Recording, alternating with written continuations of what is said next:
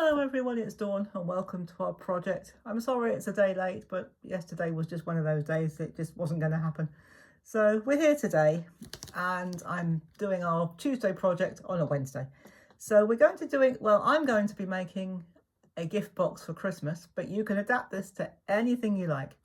So I'm using red mirror card and we're making a 6x6. Oh, sorry, you can see my reflection there. There you go. We're making a 6x6 box and it's 1 inch deep. And to do that, you will need 2 pieces of card which measure 8 inches, and you will need to score it at 1 inch on all 4 sides. Now that's the base. I've already put that together and we're going to put the lid together in a minute. So what I've done, I wanted to just show you what we're doing with this one. So here's my other 8 inch square. That's what it looks like on the front.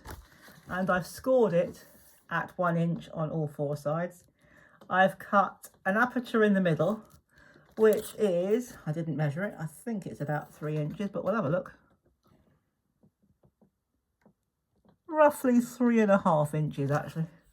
So it doesn't really matter, as long as it doesn't exceed, as long as it doesn't go up to here, it doesn't really matter. But mine's 3.5 inches or thereabouts. So I will put all of these measurements in the description below, so don't worry if you can't get it all down now. And as I say, I've scored it on all 4 sides, and I have a piece of acetate in the middle, which is 5 inch square. Don't bother trying to cut a circle for your acetate. You can if you want to, you could use a die, but I didn't bother. In fact, I've only got a standard machine which will only take a 6 inch, and this is an 8 inch, so it won't go through my machine. So I just found something round and cut round it. Can't remember what, but anyway, you can even use your dies and cut round them if you want to. So any way you want, and it doesn't have to be a circle, you can make this aperture any shape you like. I've just decided to use a circle and I've scored it, and I've done it this way so that you can see the acetate. Acetate being clear, if I put that on the table, you can see it there because it's against the white. But if the middle bit, you can't really see that that's acetate. All you can see is my table through the middle. So I've used double-sided tape to put that down. And I am going to use, I should have got that out, just as well I've got my adhesive drawer right next to me. We're going to use some red runner tape to put this together, simply because this is mirror card and sometimes glue won't always stick terribly well to mirror card. So let's get this put together and then we're going to decorate the top, and we'll come to that in a minute. Let's get the lid done first. So we're just going to cut the tabs, these little squares. If you've not made boxes before, these little tabs are, these little squares are called the tabs. And what we are going to do, what we do, for those who might not have done it before, is we just cut a little wedge, not too big, but just a little wedge out of either side. It just means that when you put your box together, you haven't got that bulky bit sticking out, and it makes it nice and flat. So we're going to do that again on this side. So just cut a little wedge. Doesn't have to be huge. In fact, if you make it too big, there won't be anything to stick. So just a little wedge like that. So we're going to spin it round, and maybe just ever so slightly quicker. We'll do the same on the other side. So we'll cut a little wedge out like that. And if it doesn't quite come out, you could always pull it out with your fingers. And again, we just cut it. Don't go past the score line, otherwise your box won't sit straight. So once you've done all that, give your fold lines or your score lines a good burnishing. Just go around them. It just helps the box stand up straighter and better. So we're just going to, you can use a bone folder if you want to. I haven't got mine out, so I'm using my fingers. And you might want to, if I can find it. Oh, it's here. I've reorganised my desk, that's why I can't find anything. So you might want to put finger lifts in your box. Some people like to do that. Now I'm just using a 1 inch punch, hole punch. So don't do it on the bit with the tabs. Do it on the sides that don't have tabs. And I'm just going to stick my, put it in there like that. Put it in about halfway. You don't have to measure it. I'm certainly not going to.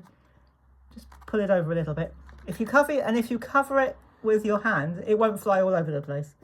So just cover it and go like that, and it'll come out and it won't fly all over the place. So we're going to do that on the other side. And it, another little tip, especially those who might not have made boxes before, do this before you put your box together, because it's a lot easier. You can do it afterwards, but it's easier if you do it now. So again, oops, that's the trouble with using mirror card, it's slippery or slippy. So put it there, doesn't matter if you don't. And there we have our finger lifts.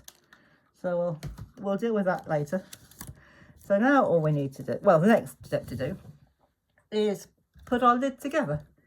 So we are going to pull our tabs in.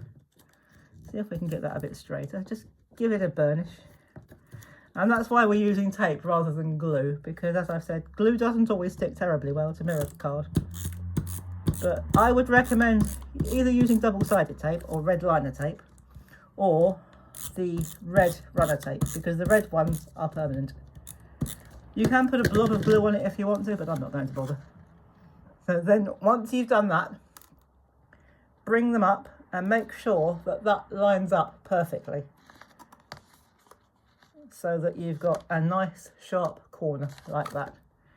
And we're going to do the same on the other one. So just tuck it in with your finger, bring it up with your other hand, bring it round like that, so that that line is right on the crease, not over it, but on it. So we are going to turn that round again. We're going to turn it round, I should say. And we're going to do that again on the other side. So if you're making a hinge box, you do it slightly differently, but we're not doing a hinge box today. Maybe another time, but not today. We might have done, but I hadn't thought about it. So again, once you've got your adhesive on, pull it up so that that comes right up to the fold, and give it a good press. And we're going to do that again there. Bring it right up, right up to the fold line, and give it a good press. And now you have your lid. Now, if we've done our, this is where we find out how accurate our scoring and cutting has been. Because this should, she says hopefully, fit on quite nicely. So there we go. Oh, that was a bit of luck. So we put our lid on. Now, if you want to, of course, you don't have to use mirror card to do this. You could use packing card. But I've decided to use mirror card. And if you wanted to, you could stamp a message in the bottom, so that when your recipient lifts out your gift, they see a stamped message. But I'm not going to do that today. I thought we'd keep it fairly simple. But we are going to take it up one notch with what we are going to do. If you want to keep it a nice, clean and simple box, you can keep it like that, and that would be absolutely fine. That's perfectly acceptable. But we're going to take it up a notch, and we're going to decorate the front of the, or the top of the lid. Now I have got, this is just pattern paper, and I have got 4 strips which measure 1/2 inch by 6 inches. So it's a double-sided, and I've decided not to use that side. I thought the gold, where's my runner tape? There it is.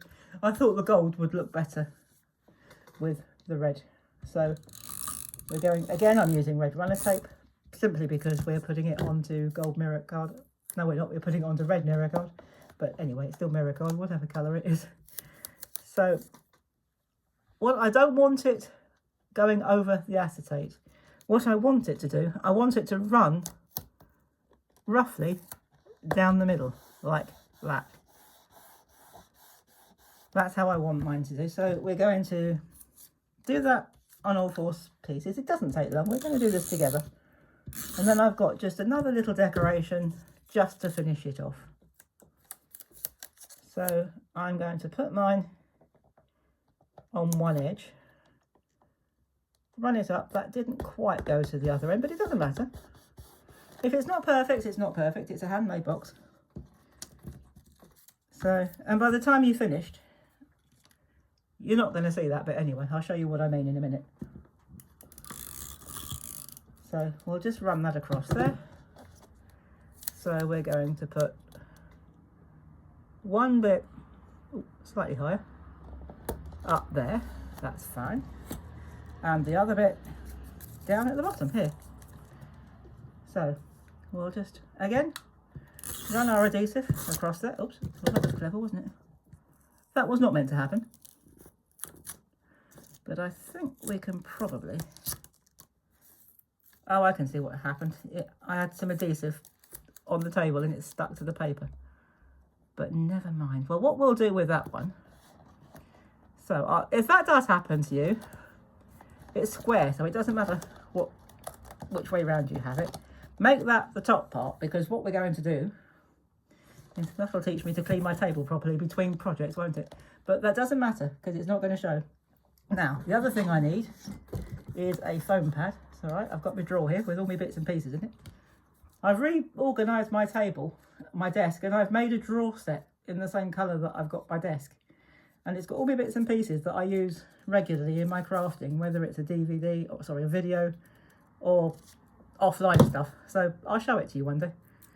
So it's quite handy because most of the stuff I've got, so if I forget anything, even during a video, it's just within arm's reach. So what I wanted a little bit of a, oh, not like that. I wanted a bit of a foam pad like that. And I'm going to take that off.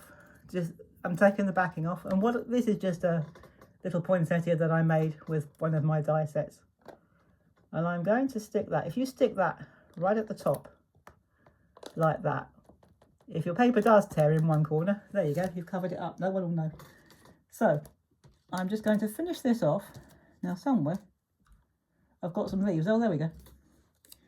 There should be 3 leaves. I can only find 2, which probably means one's gone on the floor, in which case it'll stay there because I can't carry on. I can't get up and carry on with my video. So never mind.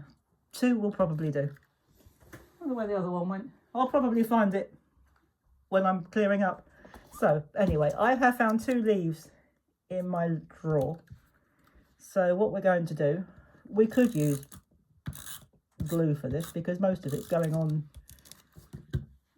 the paper, but some of it will go over the red the red card. So I'm going to stick that under there, and I don't mind if it slightly overlaps the aperture, but what I don't want it doing, I don't want it overlapping the edge of the box. It doesn't matter if it does, but I don't want it to do that. So, and I'm just going to take the other one, run some tape on it,